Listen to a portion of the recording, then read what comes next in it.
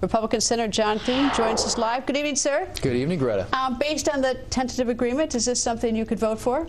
We'll see. The details are still emerging and evolving, and I always like to read these things before I vote on them. But the important thing here, I think, from our standpoint, is that people across this country are now going to have certainty. Families and small businesses that are making decisions are not going to be stuck with higher taxes come January 1. And that's the thing that we were trying to avoid, and something that we desperately need to avoid if we want to get the economy growing again. What kind of details could there be? Either the tax is extended, tax cuts are extended, or not. The unemployment is either there or not. The state tax is what it is. I mean, like, it's pretty, you know, there aren't a lot of detail. Is there any way it could sort of be?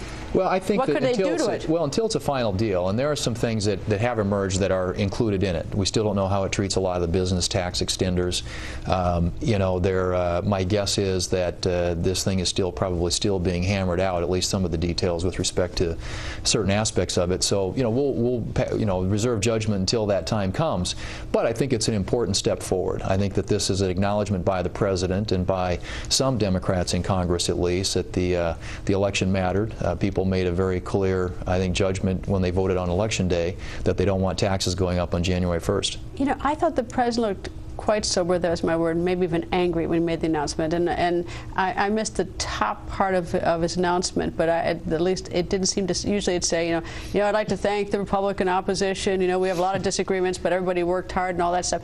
I didn't see any of that. It seemed he seemed terse. I think this is going to be a hard sell for him. In his caucus. He's going to have to go up and sell this to members of the House of Representatives who really believe that these tax cuts should expire, and at least for those they should continue for those above $250,000. But the votes aren't there, and I think he is acknowledging that. And he did get some things that he wanted included in this. There are some things that Republicans are going to have to swallow. So there were certain concessions that were made. But in the end, the important thing is you have certainty for families, small business owners. Even with regard to estates, I think there's a death tax provision in there that for 2 years lowers the top rate on estates to 35% and allows for a $5 million exemption, which is something that we've been advocating for a long time. I was having a hard time trying to decide today whether the difference was a grudge match, or whether, for instance, let's take the Democratic Party, whether or not that they believed that it was just wrong to let people make that much money, you know, take home that much money, or whether they thought that it would really affect the economy in an adverse way, or in terms of our deficit. It was hard to tell whether there's a grudge. And then Senator McCaskill came out and she talked about giving, if the tax cuts were extended to people who make over $250,000 a year, that was giving them money instead of, you know. Right. And so it's hard to see how much was grudge and how much was a legitimate economic belief that this was better for our country. Well, I think there's a clear difference in philosophy between conservatives believe when you're running deficits that you know, that we're spending too much, and Democrats believe that we don't have enough revenue. And when you don't have enough revenue, you tax people more. And I think there is a philosophy in this town that is adopted by a lot of people, particularly many of those on the Democrat side of the aisle, who think it's their money, that it's actually the government's money, and we believe it's the people's money. And particularly in this case, where they were actually on the floor talking about during the debate in the Senate, this is a tax cut come January 1st. Nobody would be getting a tax cut. A lot of people would be seeing a tax increase, and that's a very clear distinction, and one I think that the American people got very clearly, and as this thing was debated coming in the run-up to the election this year. Yeah, there's a lot of passion around this topic at both sides of the aisle. I wish that we could see some of the passion go out and collect some of the waste and some of the revenue.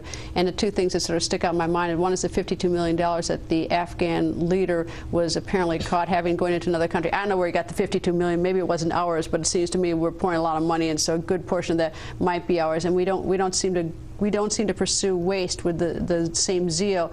And then today I read even something like a little town like Annapolis, Maryland, that has all these for rent signs up and down the street, and I read that their city council is negotiating a lease, so they go out and hire a law firm at $500 an hour when the whole council is probably filled up with lawyers. You know, so right. And so it's that kind of stuff, you know, Americans see. So I think that's why they wonder, like, why are you raising our taxes without going after some of the waste? And I think that is the fundamental issue. And I think most Americans believe that government in Washington is has gotten too big, it costs too much, and it's growing too much. And I think that the point that you make is something that I think Republicans, when they take over the Congress next year, particularly in the House of Representatives, are really going to home in on, and that's doing oversight. One thing that we don't do enough of around here is oversight. We have a $3.5 trillion federal government. It represents almost a quarter of our entire economy now. Clearly, in a government that big, there are places where you can find savings and efficiencies, and we don't do enough focus on that. Do you think that a lot of people think that you're the party of the rich? And Governor Perry wrote a book recently where he said the Republican Party needed to get away from the reputation about being the party of the mean. I think that the Republican Party gets a bad rap that way. My view is that the Republican Party does represent hardworking Americans, people who get up every day and go to work and trying to, build a better quality of life for their family and save some money for their kids' education and hopefully some for retirement.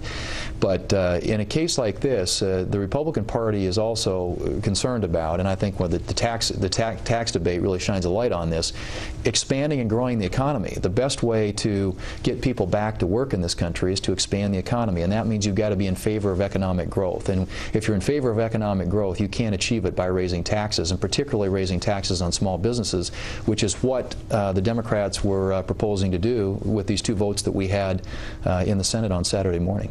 Yeah, it's funny. I think that the Republicans did the president, even though he didn't look very happy, I think they did him a big favor tonight, because the tax extension is only for another 2 years. So at the next election cycle, we're going to have the same fight, I assume. And if the economy is roaring, he's going to get credit for the roaring, successful economy. And if it's failing, he's going to blame you. So, I mean, he can't lose. It's kind of a, well, I mean, politically, I think it was the right thing to do for him. And if he gets some political benefit from that, more power to him.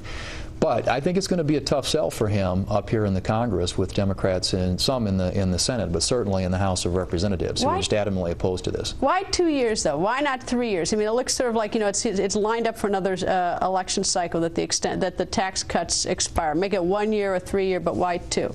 I think that it was probably what the traffic would bear. A lot of these things, when they're being negotiated, we would like to see, some of us, a permanent extension of these things. We don't believe, again, that this is the government's money. This is existing tax policy, has been for the better part of the last decade. We think it ought to be made permanent.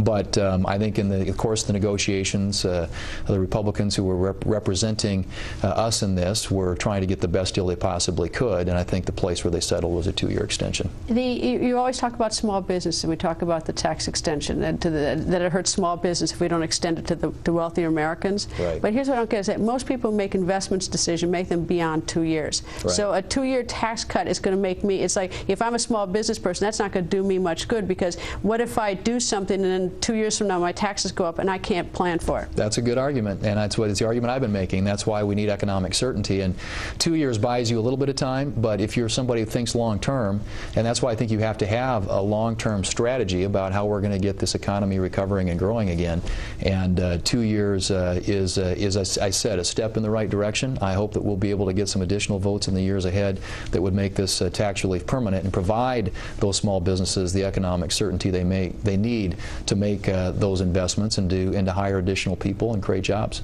Senator, thank you, sir. Thanks, Greta.